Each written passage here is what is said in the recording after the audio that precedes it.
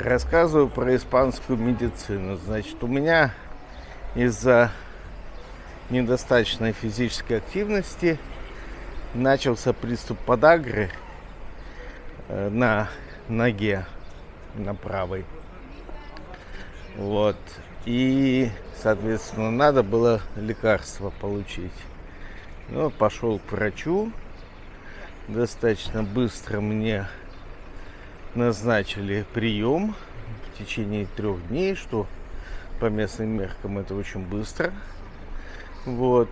Врач осмотрел меня, пощупал ногу. Я еще пожаловался, что колени плохо разгибаются. Ну, в общем, у них все мои жалобы оборачиваются назначением общего анализа крови и мочи. Вот.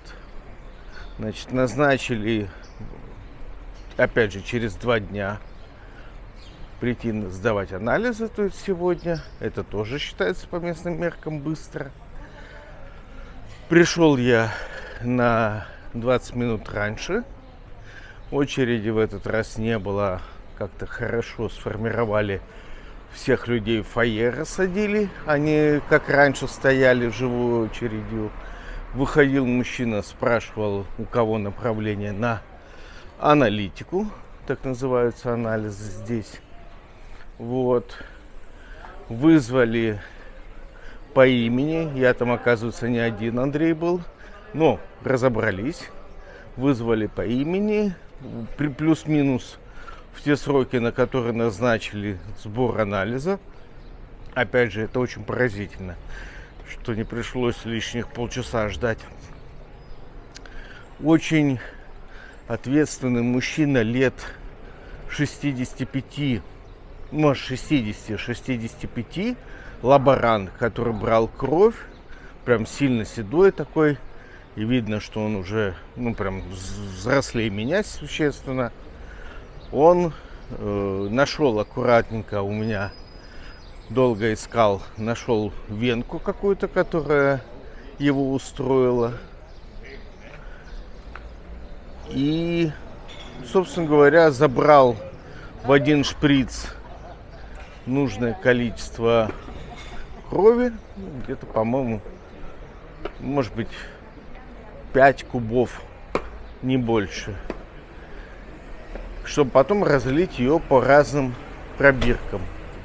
То есть сегодня прям прошло максимально быстро, максимально в сроки, которые указаны были. Ну и плюс потом я подождал еще немножко, взял запись на визит к врачу уже по, собственно говоря, по разбору моих анализов. Ну, я узнаю, что он мне скажет, что у меня повышенное содержание мочевой кислоты, что-нибудь еще опять скажет про холестерин. Это все я примерно представляю, но, собственно говоря, отказаться я не мог, лечиться так лечиться. А лекарство, которое он мне выписал, он мне выписывал только после того, как, соответственно,